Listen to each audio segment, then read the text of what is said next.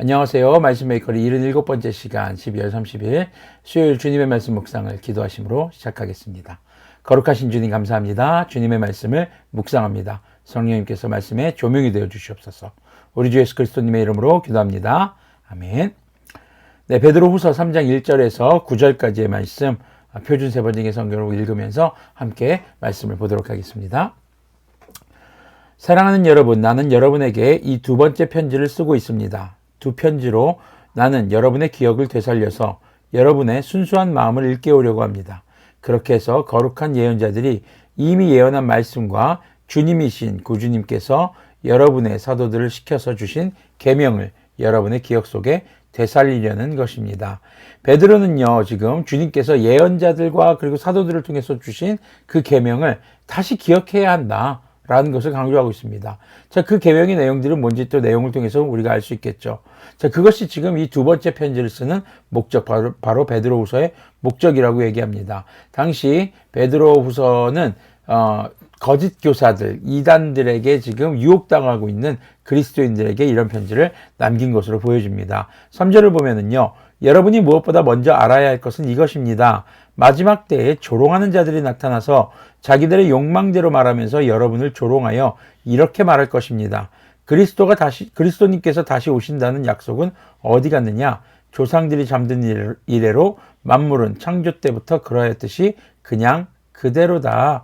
지금 자신의 욕망대로 사는 사람들이 그리스도인들을 조롱합니다. 자신의 욕망대로 사는 사람들은 어제 말씀 나눴던 것처럼 거짓 교사들이 하나님의 말씀을 비방하면서 그리고 자신의 기호, 좋고 싫음대로 살아가는 사람들이 있습니다. 그런 사람들이 조롱합니다. 어떻게 조롱합니까? 아니, 니네 예수님 오신다며? 언제 오셔? 아직 안 오셨잖아. 지금 조상들이 잠든 이래로, 한마디로 조상들이 죽은 이래로 만물은 창조 때부터 그냥 그대로야. 자, 창조 때부터 그냥 그대로다라는 것은요, 당시에 에피쿠로스 철학에서 원자와 공간의 영원성을 주장했던 것의 영향으로 보입니다. 자, 예수님의 재림의 약속이 이루어지지 않은 것을 비난하면서 당시의 철학적 사고로 지금 생각하고 있는 것이죠.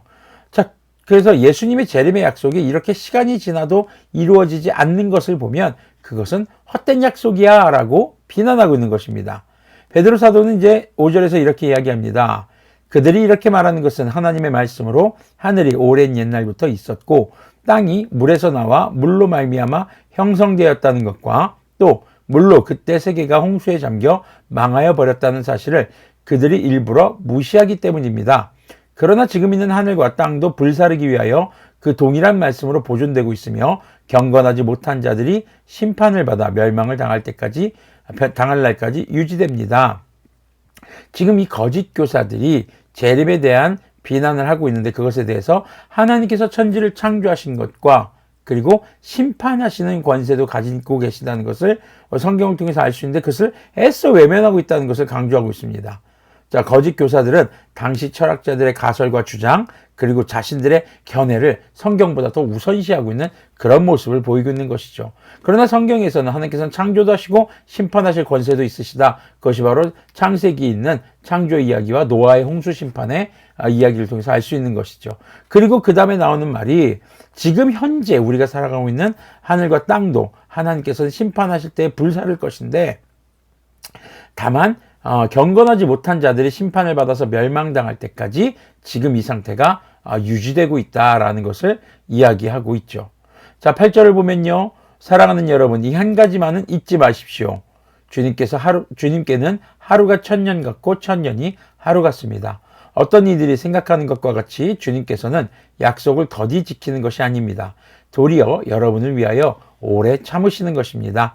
하나님께서는 아무도 멸망하지 않고 모두 회개하는 데에 이르기를 바라십니다. 자, 우리에게 이것만은 기억해라 라고 얘기합니다. 하나님께는요, 하루가 천년 같고 천년이 하루 같습니다. 그 얘기는 뭘까요? 인간 중심의 사고를 버려야 한다는 것입니다. 주님께서는 약속을 더디 지키시는 분이 아니라 주님의 때에 이루실 것이라는 거죠. 근데 그때는 예수님도 모른다고 했어요. 오직 창조와 통치의 하나님, 하나님만이 알고 계시다. 자, 그런데 베드로는요, 오히려 주님께서는 모두가 회개하기를 바라시기에 오래 참으신다라는 것을 강조합니다.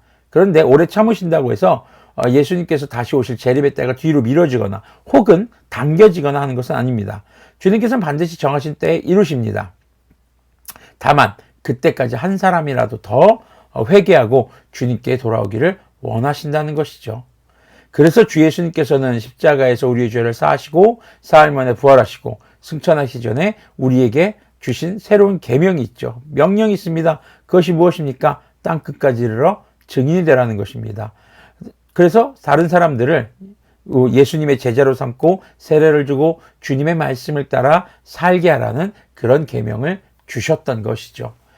자, 마지막 때에 주님을 조롱하는 자들, 예수님의 마지막 재림을 조롱하는 자들이 나타납니다. 그것은 성경이 예언된 대로 이루어지고 있는 것입니다. 다만 주님께서 정하신 때에 오실 텐데 그때에 한 사람이라도 더 주님께 구원받기를 원하시는 것이 주님의 마음이고, 그리고 그 마음을 우리는 깨닫고 또 주님의 말씀대로 따라서 땅끝까지 주님의 복음을 증거하는 그런 선교하는 예배자의 삶으로 살아야 하는 것을 다시 한번 또 기억해야 하겠습니다. 많은 이들이 마지막 때에 성경을 비난하고 그리스도인들의 믿음의 자세를 비난합니다. 이럴 때일수록 흔들리지 않는 그런 믿음의 자세, 그리스도인다운 삶의 자세를 잃지 않으시기를 권면합니다. 기도하겠습니다. 거룩하신 주님 감사합니다. 주님의 말씀을 묵상했습니다. 주님, 정말 많은 사람들, 많은 이들이 기독교를 욕하고 예수님의 재림에 대해서 비난합니다. 하지만 우리가 그럴 때일수록 주님의 말씀을 다시 한번 굳건히 붙잡고 우리 주 예수님께서 명령하신 그 지상명령을 지켜 땅끝까지 이르러 증인이 되고 복음을 증거하는 선교하는 예배자의 삶을 포기하지 않도록 주님의 마음을 우리가 깨달을 수 있도록 그 마음을 느끼며 살아가도록 긍휼을 베풀어 주시옵소서. 우리 주 예수 그리스도님의 이름으로 기도합니다. 아멘. 네, 오늘도 여러분들의 삶의 현장이 선교의 현장이고 예배의 현장인 것을 기억하시면서 주 예수님의 이름이 여러분들의 삶을 통해서 증거되기를, 또 예수님께서 우리에게 가르쳐 지켜 행하라 하신 그 계명이 여러분과 우리의 삶에 그대로 행해짐으로써 증거되는 그런 선교자의 삶, 예배자의 삶이 되기를 권면하겠습니다.